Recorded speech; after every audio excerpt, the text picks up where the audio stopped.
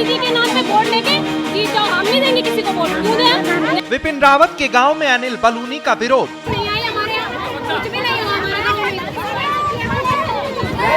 विकास की बात पर अपनों ने ही घेरा। कुछ भी सुविधा नहीं है। आज इनकी पहली बार यहाँ पे शकल देखी हमने, ठीक है।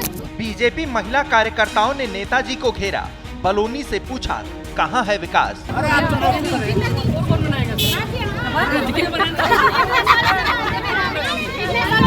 बीजेपी प्रत्याशी अनिल बलूनी मांगने आए थे वोट, प्रचार के दौरान ही हो गया विरोध। हम कुछ नहीं है क्या? हम को दे रखा है, हमारे रोड नहीं है, रोड नहीं हमारे। मोदी जी के नाम पे वोट लेके जीत जाओ, हम नहीं देंगे किसी को वोट। चुनाव में नेता जनता से वोट मांगने जाते हैं, लोगों से बड़े बड़े वादे करते हुए वोट मांगते हैं। जनता भी विकास के मुद्दे पर नेताजी को घेरने से नहीं चूकती। लेकिन क्या हो अगर चुनाव प्रचार के दौरान समर्थक ही अपने नेता के विरोध में उतर आए। गढ़वाल से बीजेपी प्रत्याशी अनिल बलूनी को भी ऐसे ही विरोध का सामना करना पड़ा। अनिल बलूनी चुनाव प्रचार के लिए देश के पहले सीडीएस विपिन रावत के गाँव पहुँचे थे, समर्थकों के साथ प्रचार कर रहे थे। तभी बीजेपी की महिला कार्यकर्ताओं ने सड़क निर्माण की मांग को लेकर अनिल बलूनी का विरोध कर दिया। इन कार्यकर्ताओं ने अनिल बलूनी को विकास का आईना दिखा दिया। बलूनी पहुंचे थे गांव में वोट मांगने, लेकिन इन महिलाओं की बात सुनकर बीजेपी के दिग्गज नेता और प्रत्याशी अनिल बलूनी को वापस लौटना पड़ गया। चलिए अब आपको पूरा मामला बताते हैं।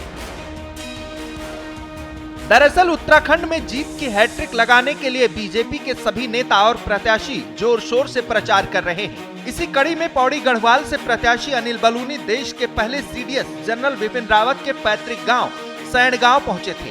गांव में पहुंचने के बाद पहले तो अनिल बलूनी ने विपिन रावत के परिवार से मुलाकात की। इसके साथ ही विपिन रावत की तस्वीर पर पुष्प अर्पित कर उन्हें नमन किया। इसके बाद बलूनी ने विपिन रावत की आड़ में कांग्रेस पर हमला बोला और वोट मांगने के लिए गांव में निकल पड़े। लेकिन बलूनी जी को शायद ये नहीं पता था कि उन्हें यहां अपनी ही पार्टी की महिला कार्यकर्ताओं का विकास के चलते विरोध झेलना पड़ेगा।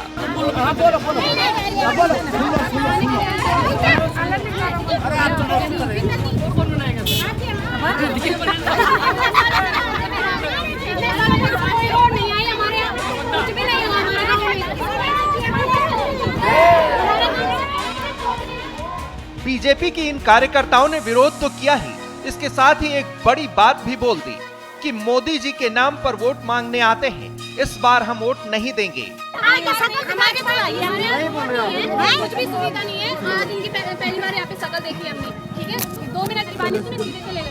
हम कुछ नहीं है क्या? हम को दे रखा है, हमारे रोड नहीं है, रोड नहीं हमारे। मोदी जी के नाम पे वोट लेके जीत जाओ, हम नहीं देंगे किसी को वोट। क्यों दें? नहीं देंगे हम। दरअसल गांव के लोग कई साल से पक्की सड़क की मांग कर रहे हैं।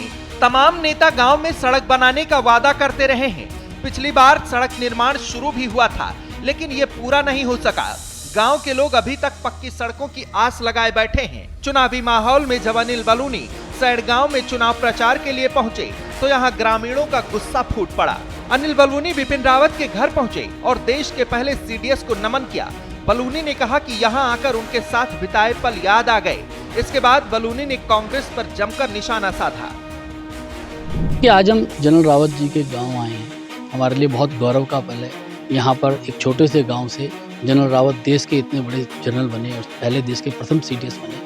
और यहाँ पर आके जरूर हम लोगों को ऐसा लगता है कि बड़ा कष्ट होता है, बहुत दर्द होता है कि जब जनरल रावत के लिए अपशब्द कहे जाते थे, इस माटी के लाल के लिए जब गली का गुंडा, कांग्रेस आला कमान ने कहा, कांग्रेस के लोग तरह तरह की गालियाँ दिया करते थे, उनके वीरता के ऊपर प्रश्न चिन्ह उठाते थे, उनके सैनिक के कौशल के ऊपर सवाल उठाते थे, हमें बड़ा दर्द होता था।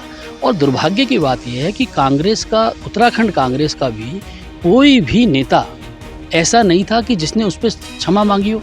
आज ये सारे लोग उत्तराखंड के अंदर 5 प्रत्याशी इनके वोट मांगने जा रहे हैं, इनसे जनता जवाब पूछेगी ना। गौरतलब है कि चुनाव से पहले सभी प्रत्याशी अपने अपने क्षेत्र में चुनाव प्रचार के लिए निकले हुए हैं। इस चुनावी अभियान में जनता को साधने के लिए हर तरह के पैतरे अपनाए जा रहे हैं, लेकिन जनता के बीच विकास का मुद्दा ही सबसे बड़ा मुद्दा है। जनता विकास चाहती है, सड़क, बिजली, पानी जैसी बुनियादी सुविधाएं चाहती है। अगर विकास नहीं होगा तो नेताजी को जनता के ऐसे ही विरोध का सामना करना पड़ेगा।